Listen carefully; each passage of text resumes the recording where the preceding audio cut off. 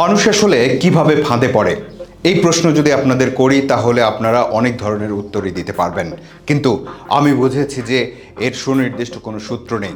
কখনো কখনো আপনি অন্য মানুষের উপকার করতে গিয়েও ফাঁদে পড়তে পারেন। আজকের গল্পে আমরা তেমনই একটি ঘটনা তুলে ধরব আপনাদের সামনে। আসসালামু আলাইকুম। আমার বাসা বগুড়া জেলার গাবতলী থানায়। আমার নাম মোহাম্মদ জুয়েল রানা। আমি একজন গরিব পরিবারের ছেলে। আমার এক প্রতিবেশীর দোকানে চাকরি করতাম।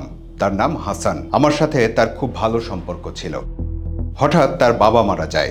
আমাকে বলে, ব্যবসার অবস্থা খুব খারাপ, কিছু টাকা দরকার, তোমার নামে একটা লোন করো। তুমি আমার দোকানে আর কতদিন চাকরি করবা, নিজে কিছু করো। আমি ভাবলাম ভালোই তো বুদ্ধি দিচ্ছে, আমাকে ভালোবাসে, তাই হয়তো সুযোগ দিচ্ছে। আর এটাই আমার জীবনের কাল হবে তা তো জানতাম না। লোন তুললাম বগুড়ার সাতমাথা ইসলামী ব্যাংকের শাখা থেকে। লোনের পরিমাণ 5 লাখ টাকা। তোলার পর সে আমাকে বলল, টাকাটা আমাকে দাও, আমি আমার নিজের একটা লোন করতেছি, হয়ে গেলে আমি আবার তোমার টাকা তোমাকে দিয়ে দিব, তখন তুমি ব্যবসা করো। আমি ভালো মনে করে দিলাম। 3 মাস চলে গেল, আমি টাকা চাইলাম, বলে আর কিছুদিন অপেক্ষা করো। এভাবে একটু একটু সময় পার করতে করতে 1 বছর পার হলো। আমি তার দোকানের চাকরিটা বাদ দিলাম। বিভিন্ন কথা হয়, এটা নিয়ে তার সাথে আমার ঝামেলা হলো। তারপর ব্যাংক আমাকে চাপ দিতে থাকে টাকার জন্য। আমি টাকা কোথা থেকে দেব? আমার বাবার তো দেয়ার অবস্থা নেই। আমি হাসানের চাচাদের কাছে বিচার দেই, কিন্তু কোনো কাজ হয় না। আমি পড়ে গেলাম বিপদে।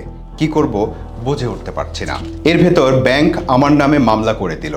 দীর্ঘদিন মামলা চলার পর রায় হয়ে গেল। 12 মাস জেল, সাথে 8 লাখ টাকা জরিমানা। কোথা থেকে দিব এত টাকা? পরে বগুড়া থেকে ঢাকায় এসে পালিয়ে থাকলাম। এভাবে চলতে থাকে। পরে আমার বড় ভাই আমার শ্বশুর বাড়ি থেকে অনেক কষ্ট করে টাকার ব্যবস্থা করে আমাকে প্রবাসে পাঠায়। সেখানে গিয়েও ভালো কিছু করতে পারিনি, সেখানেও কাজ নাই। তারপর নানান ডিপ্রেশনে আমি। পরে ভাবলাম এবার বাড়িতে যাব, গিয়ে বিষয়গুলো মীমাংসা করব যে কোনোভাবে। এর মধ্যে হাসান জানতে পারে আমি ঢাকায় এসেছি। তখন সে এক পুলিশকে দিয়ে আমার ফোন ট্র্যাক করতে থাকে।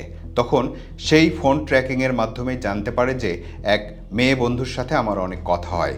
তখন সে ওই মেয়েকে বলে, তুমি জুয়েলকে বিয়ে করো। তখন মেয়েটা বলে, আমি কেন জুয়েলকে বিয়ে করব, সে তো আমার বন্ধু। তখন তারা মেয়েটাকে বলে, তোমাদের অনেক কল রেকর্ড আছে, সেগুলো ভাইরাল করে দেব। মেয়েটা তখন ওদের কথা শুনতে বাধ্য হয়। তারপর একদিন আমাকে ধরে ওই মেয়ের সাথে বিয়ে করিয়ে দেয়। এদিকে আমার বউ আছে, মেয়ে আছে, চিন্তায় বেহাল দশা আমার। পরে আবার অনেক কষ্ট করে টিকিট কেটে আমি মালয়েশিয়া চলে আসি। এখন আপনি আমাকে পরামর্শ দেন, আমি কি করব? আপনার অবস্থাটা এমন হয়েছে যে আপনি পালিয়েও বাঁচতে পারছেন না, আবার সামনেও আসতে পারছেন না। এক কথায় বলা যায় ফেরারি জীবন আপনার। আবার শুধু ব্যক্তিগত দ্বন্দ্বই নয়, এর সাথে তৈরি হয়েছে আইনগত জটিলতাও। আপনার জন্য এখন সবচেয়ে ভালো হবে আইনের আশ্রয় নেওয়া। আর সেই আইনের আশ্রয় নেওয়ার আগে একজন আইনজীবীর সাথে ভালোভাবে পরামর্শ করে নিন, জেনে বুঝে নিন সব কিছু, যাতে আপনার কোন পরিণতি হতে যাচ্ছে বা কোন বাস্তবতার মুখোমুখি হতে হবে সেটা আগেই বুঝতে পারেন। ভালো থাকুন, দেখা হবে জীবনের ভিন্ন কোনো গল্পের বাঁকে।